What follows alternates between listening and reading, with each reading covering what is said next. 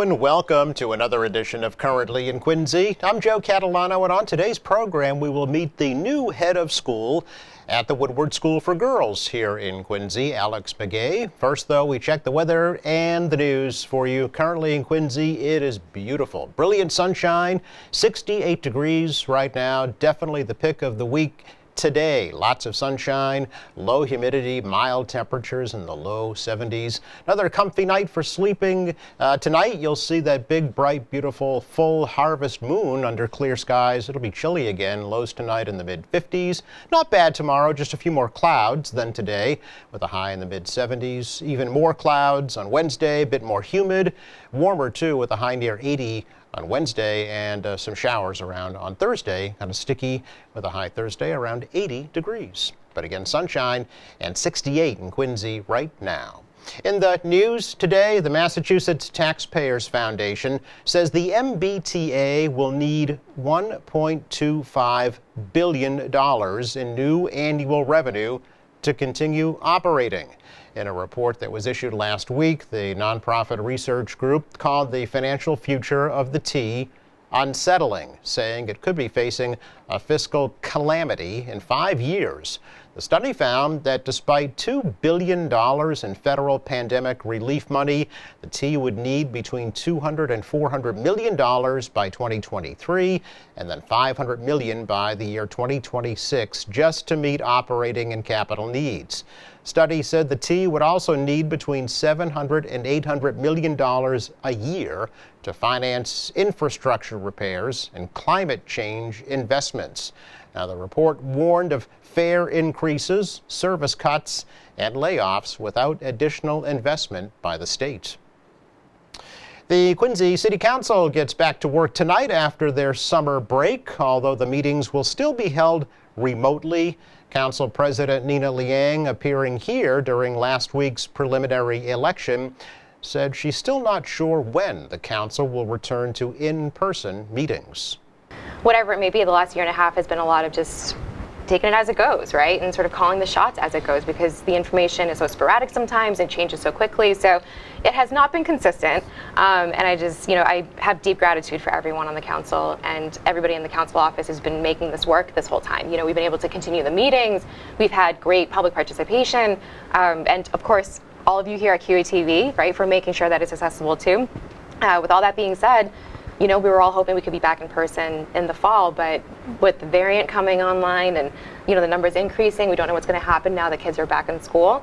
We do have some folks in the council who have family members that aren't vaccinated, right? And so, again, it has to be open to the public. All that into consideration, as of right now, I just don't feel comfortable bringing us back in person just yet. So for September, we'll be virtual again. Okay. And then, of course, like it has been the last year and a half, we'll see how it goes. Now, during tonight's meeting, Ward 2 Councilor Anthony Andronico will introduce a resolution asking the administration to explain how they have spent the $46.3 million in federal pandemic relief funds so far, and also ask that the public have input into how the remaining funds are spent. The administration already used $15 million of the money to buy the Monroe Building and a parking lot in Quincy Center. Tonight's City Council meeting begins at 6:30. Another victim of the pandemic this year is Quincy's annual Arts Fest celebration. Mayor Thomas Koch says he decided to cancel the festival due to the lower than usual number of art submissions. Arts Fest has been rescheduled until next May. Koch says the additional time will allow students the opportunity to create art for the festival. Appearing on this program recently, Kelly Cobble of the Quincy Art Association said she's looking forward to the opening of the first Quincy Art Gallery in Quincy Center soon. And it's something that we have wanted and needed, for so long, and especially downtown will give us a much better location. Yeah. So our building we would love to use, and we have in the past utilized it for some small shows, but unfortunately it really is a learning institution more than an exhibit. Cobble said she was disappointed about the cancellation of Arts Fest this year, which would have been the 23rd annual festival, but is hoping for a large turnout next spring.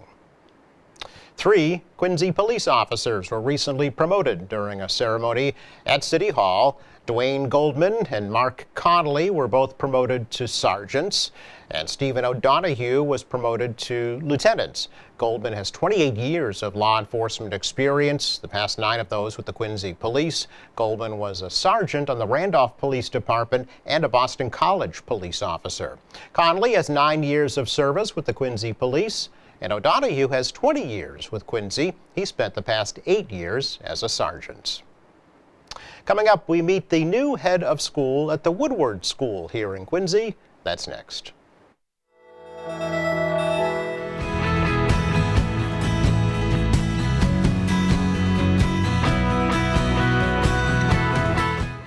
Welcome back. We're really pleased to welcome to the program today the new head of school at the Woodward School here in Quincy. Alex McGay is our guest. He has stopped on by to tell us a little bit more about himself and about the school. So, Mr. McGay, nice to meet you. Thanks for coming over. You bet. Great to be here. Thank you very much. Yeah, it's our pleasure. We had a great relationship with your predecessor, Renee Duchesne Farkas, and we hope to continue that under your leadership as well. Pretty new though, still, right here at Woodward School. That's right. I started on July 1st, and it's been great getting to learn more about Woodward and Quincy. And we have quite a team, and it's great to have our students finally on campus after a couple months of summer weeks. Right. It's great having them back. Yeah. Well, right off the bat, I can tell you're not from here because you say Quincy and not Quincy. So that'll be a learning experience, I'm sure. But give us the Alex McGay story, if you could. Sure. So I'm from Worcester. Okay. And kind of grew up in that region, and I attended school at Wachusett in Holden, Mass, a regional school. And when I was in high school, I had the opportunity to meet community leader Ron Burton, who was actually the first Patriot, the first drafted player of the New England Patriots when they were founded in 1960. Really? And he founded an all-boys camp in Hubbardston, Mass, and I had the privilege of attending when I was in high school. Okay. And it was a transformational experience for me, and I got to see the impact that a same-sex organization can have on an individual, and that really fueled my aspirations. And I later attended University of Massachusetts, and I had the opportunity to work for Coach Calipari in the 90s. Oh, okay. And that kind of led me into a coaching career that's led me into independent school education. So I started teaching in 1998 at an independent school in Winchendon called the Winchendon School. Okay. And it's a boarding and day school, co-educational. Oh, okay. And so my first 8 years or so, I was teaching English as a second language and art and working in admissions while also coaching basketball. And we had some great teams. We had some players from all over the country, all over the world, including one kid who had already been drafted by the Dallas Mavericks. It was the year of the lockout, and they couldn't bring him into camp, so they sent him to my school. Okay. And I got to teach him English and got to coach him in basketball. And when the season ended, he went directly to the Mavericks, and it was pretty special. And then after about 8 years, I decided that school leadership was my thing, and I really wanted to kind of explore that area. So I went back to UMass and pursued my master's in education administration. Which campus? In Amherst. In Amherst, Yep. okay. Yeah. And that was a 2-year program and a 300-hour internship in school leadership that I was able to do at other independent schools. And following that degree, I became a dean of community life, followed by dean of services and dean of students, and then student life. Then I got into fundraising. Okay. So over that 10-year period, I was really able to explore all areas of school administration, and that helped me kind of move my career to the next level and kind of take on a head of school role and responsibility, which I'm currently in. So from Western Mass to Quincy, how did that transition occur? Well, my we had a midway point of Newton. So my last school was in Newton. Okay. We were at Learning Prep School for a few years, which is an amazing school. And after 20 years, we were ready for a change and a more diverse community with a lot of cultural options for us. It was a really exciting move for us. Us. And my wife Raymond and I. Okay. And so Quincy.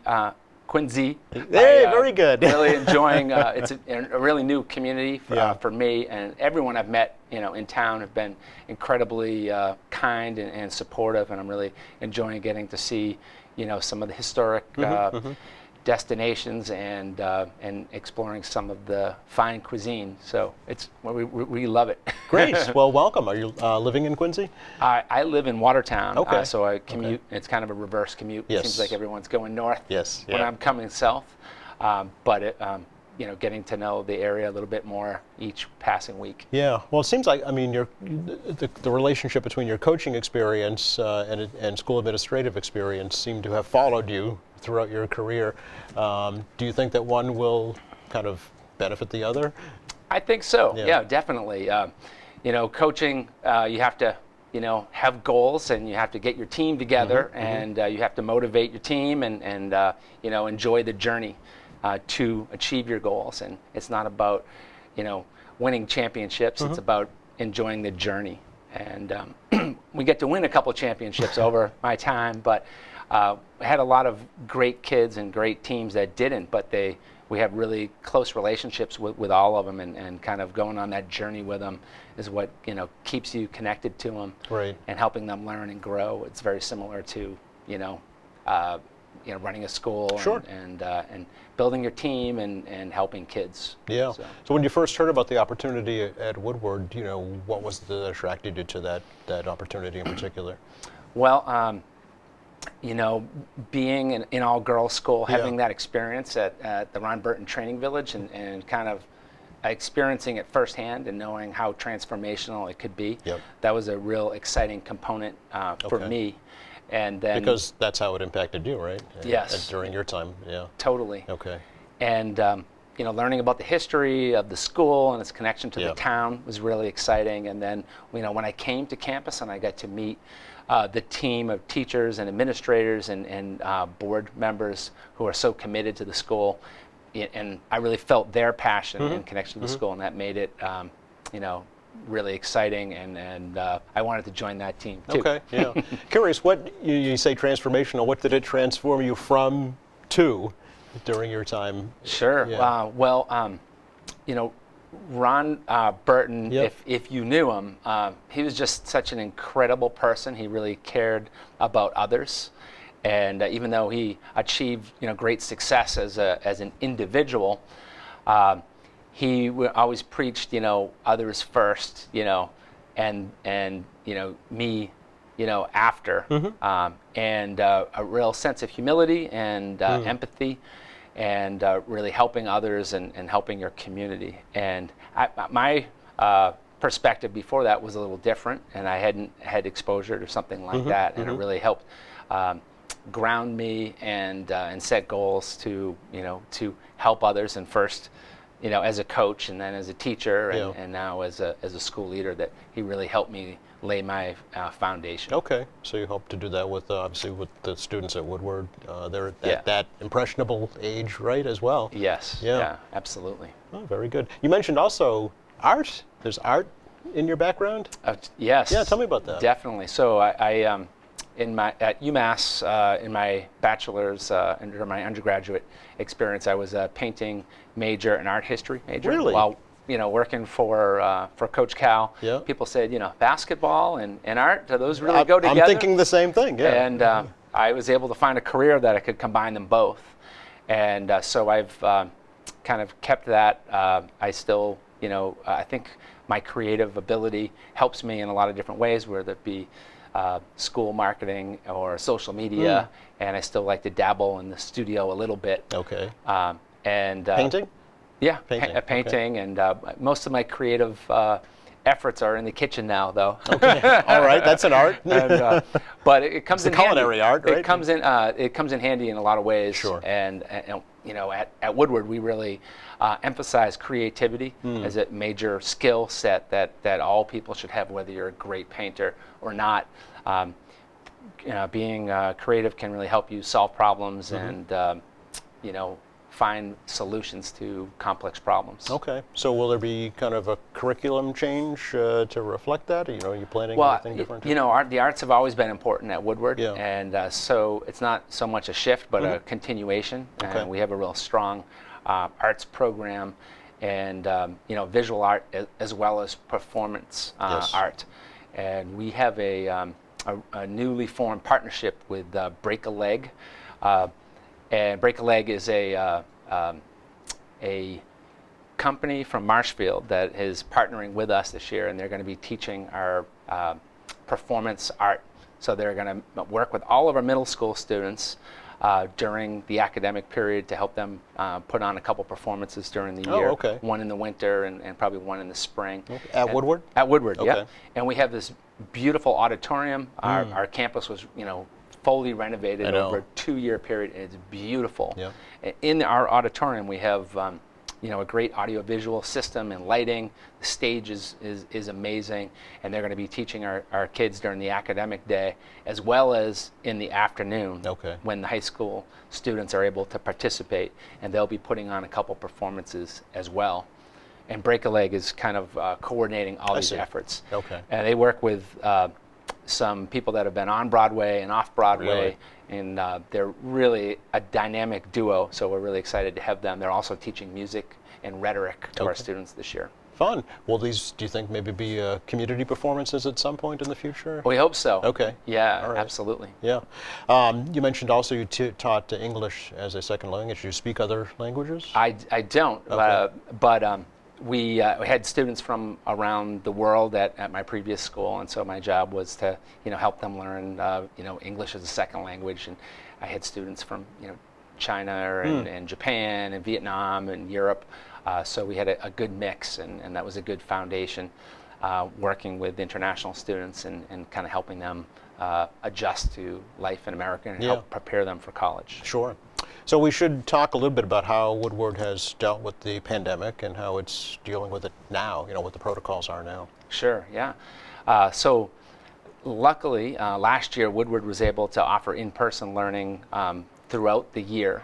And we had some students that were remote last year. This year, we're all in person. All in person, yeah. Okay. And, students are wearing masks indoors. Okay. And we are, working with it. Luckily, we have a great HVAC system, which really circulates the air, and air exchange in our classrooms is really effective. And so we were able to be in person this year. And we had our students test before, all our community members test before coming to school, and we will, do that after vacation so that we know we're all, healthy and doing well. And our nurse is coordinating our, COVID efforts, and she's been fantastic, and making sure we're all up to date and, healthy and doing well. Yes, very good. No, so there's no restrictions on spacing or occupancy or?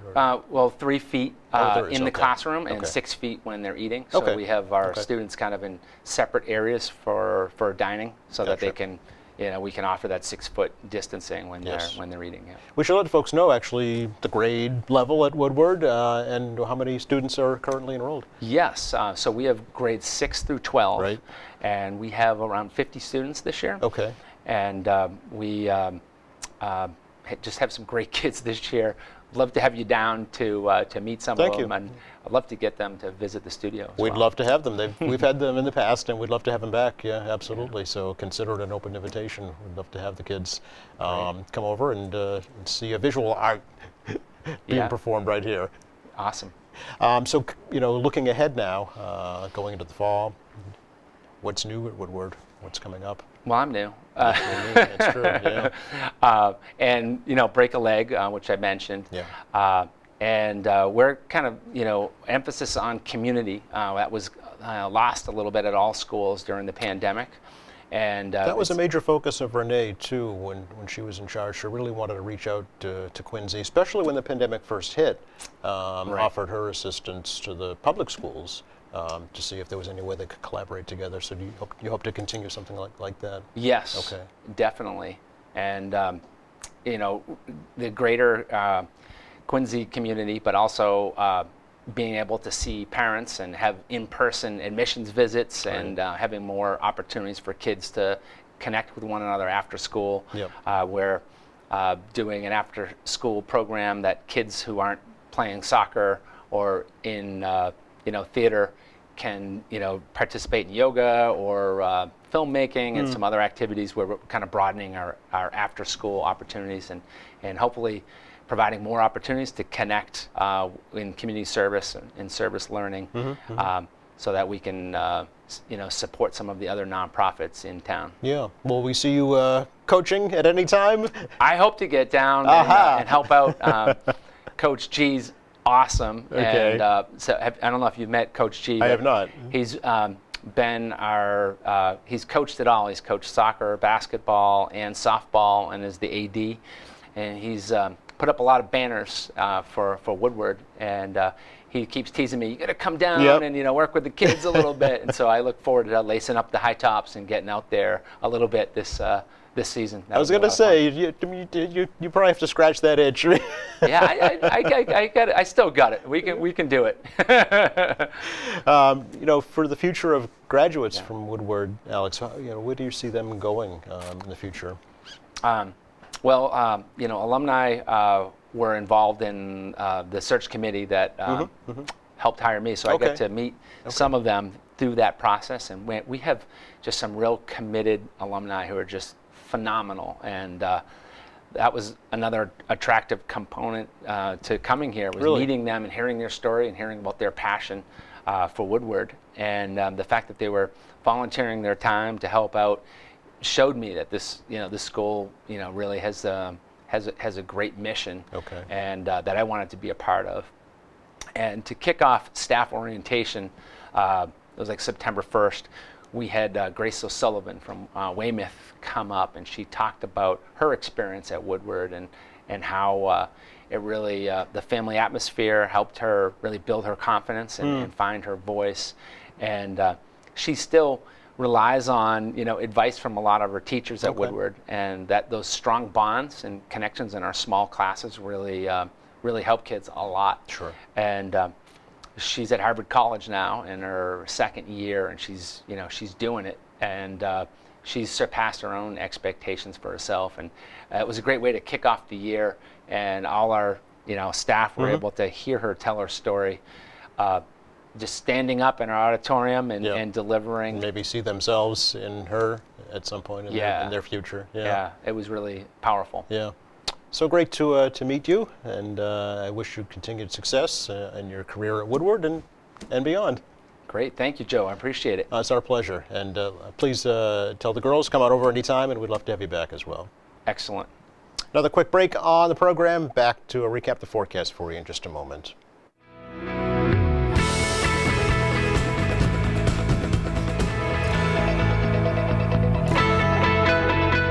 Definitely the best day of the week in the weather department would be today. Plenty of sunshine out there. Temperatures in the low 70s this afternoon. Comfortable humidity levels. Clear this evening and lows in the mid 50s. A few more clouds around tomorrow. A little warmer too. Warmer still on Wednesday with even more clouds and eventually some showers on Thursday with a high around 80 degrees. Thanks again going out to Alex McGay for joining us today from the Woodward School. Thank you to our crew. Thank you for watching. Friday on the show, we'll welcome members of the Quincy College Nursing Program. In the meantime, please visit our website, qatv.org. You'll find all of our latest programs there, news and information, video on demand, live streaming, and much more. For all of us here at Quincy Access Television, I'm Joe Catalano. Have a great week.